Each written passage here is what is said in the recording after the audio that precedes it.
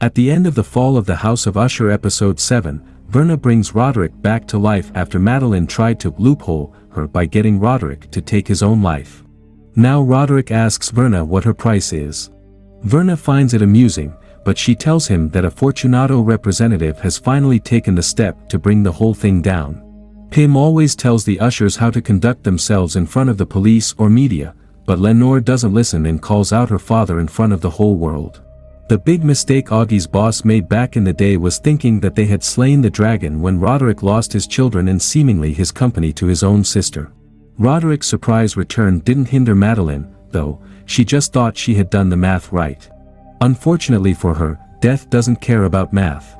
Now, while listening to Roderick, Augie tells him that he doesn't know what justice for the Usher's wrongdoings is, but he'll know it when he sees it.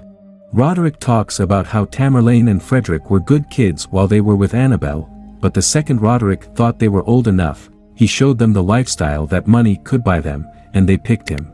Whatever humanity was in them, Roderick sucked it all out with his money. But somehow, Lenore managed to pick up on her grandmother's qualities. During the funeral that day, young Annabelle came to Roderick too.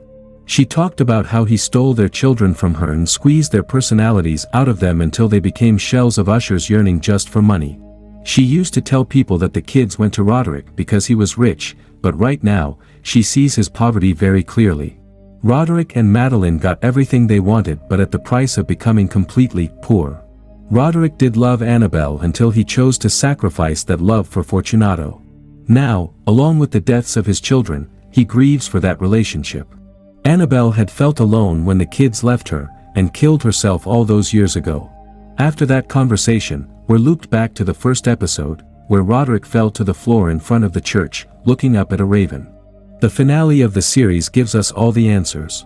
At the New Year's party back in 1979, Rufus was the person wearing the purple clown costume. After telling the whole team at Fortunato that Roderick was their new hero, he proceeded to go to the basement with Madeline, thinking she had finally yielded to him. They had drugged the man while offering him a glass of sherry. In the basement, they tied him up. Now comes the scariest part. Rufus was screaming about how this basement would be the new foundation of the Fortunato building. The twins took his words very seriously and put him inside the wall.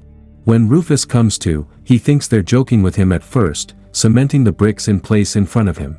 The twins could have threatened Rufus and let him go, shown him what they were capable of, and then made him confess and resign, but instead, they chose to bury the truth while it was alive. This was their plan all along, to get Fortunato, their birthright, right in their own hands. Now that Roderick proved himself, with Rufus not showing up, being in a wall and all, he would easily be the new candidate. This is when they left the party to go make themselves seen elsewhere for an alibi. At the end of the night, with everyone gone and just Madeline, Roderick, and Verna at the bar, Verna brings out the real deal. She tells the twins that if she offered them a lifetime of luxury and gave them everything they wanted right now, what would they do? Madeline makes a joke out of it, but Verna reminds them of everything they've wanted, adding extra sugar to the deal with no legal consequences for anything they do. Verna tells them she just wants to see what they would do with all that, no questions asked, but the next generation would bear the brunt of it all. She tells them that they would have the world, but just before Roderick dies, his bloodline will die too. Their avarice taking over, the twins take the deal, thinking the kids would enjoy the best life, living gilded lives with no struggle the way they did. The bar never existed, and soon, the twins forgot about the deal or what happened with Verna that night. Roderick even goes as far as to call it a folie à deux, but it really did happen. In the Fall of the House of Usher episode 8, after Frederick's death, Pim actually finds Verna in the old, ragged house. He tries to kidnap her, but she's just playing tricks on him. She offers Pim a deal, too, because once the Ushers fall, all his crimes will be out in the open for the world to see. Pim declines the offer, though, because he knows better. Pim doesn't even have collateral to offer up. He's seen too many terrible things in the world, and he's finally ready to pay the price. Now comes the hardest part, the most bleak moment of the series. Roderick has been talking about how great Lenore is and how she's the only good one of them. Just a few hours earlier, after the funeral, Lenore had come home with her grandfather to make sure he was all right. She tells him that it might be a good idea to let go of Fortunato now, and he says maybe she will be able to make it a good thing sometime in the future. Lenore promises Roderick she'll try her best and heads to her room to rest for the night. Verna's there waiting for her, and she tells her that her mother will be alright in 3 years thanks to Lenore saving her. She will set up a charity in Lenore's name to help abuse victims, and she'll save millions of lives in the future. Would this be a kind of poetic justice? Bodies for bodies. We can't really say, but Lenore is happy to hear it all. Finally, Verna tears up, saying sometimes her job, which she loves very much, becomes hard. This is one of those moments. She lightly touches Lenore's forehead, killing her in an instant. Ultimately, Roderick finds Lenore dead in her bed, realizing it was his entire bloodline. Now, he makes his way to the old house, calling Augie to tell him the story. The thing that's been texting Roderick is the algorithm that Madeline came up with, a fake Lenore. But the thing is stuck on the word nevermore, just like in The Raven. Never again will they cause pain. Roderick recites Edgar Allan Poe's The Raven as the scene of him finding Lenore's body plays out. He drives to the company and sees all his dead children and Lenore at the prestigious board table. He blames others for his actions and for wanting more, but Verna shows up, sending him off to the old house after showing him his overwhelmingly large body count. She shows him his real legacy, telling him that their business is almost done. Just before Augie showed up at the house, Madeline did. She knows about Lenore's death, and Roderick tells her that Verna has given them some time to talk, so there must be some business they must finish up. Roderick calls the house their tomb, so he's been spending some time there over the past few days, bringing some things to bury with them. It wouldn't be Mike Flanagan's show without a few monologues here and there. Now it's Madeline's turn, and she goes from blaming people to talking about bodily autonomy for women and finally finishing up with the desire for consumption. Madeline is eager to tell the world that Roderick and she didn't do anything wrong except build the life for themselves that they wanted from hardship, pain, and suffering. She tells Roderick that if death wants her, she has to look her straight in the eyes. Madeline should have been careful with her words. Roderick has spiked her drink, just like they had all those years ago with Rufus. Just like Victorine mutilated her partner's body, Roderick gets to work on Madeline's eyes.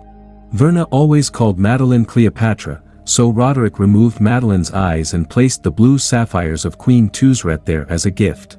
Roderick tells Augie that he sent her off as a queen and goddess, but Augie wonders if Madeline has actually died. Roderick tells Augie that, at the end of the day, they did actually change the world, even if it may not have been ideal. Roderick gives Augie his confession, saying that he always knew that he would end up killing millions of people to change the world.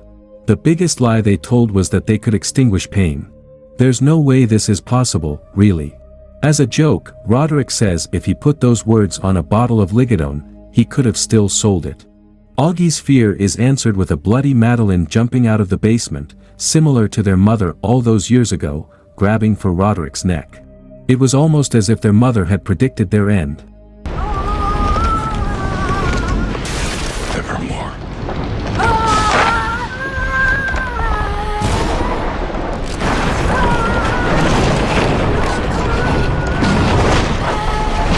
As they fall together to the floor, so does the foundation of the broken house. Augie rushes out and watches as the house crashes to the ground, obviously killing the twins together. Augie sees Verna on top of the wreckage, but in the blink of an eye, she's a raven. Juno inherited what was left of Fortunato. She dissolved the company and replaced it with the Phoenix Foundation, a rehabilitation facility.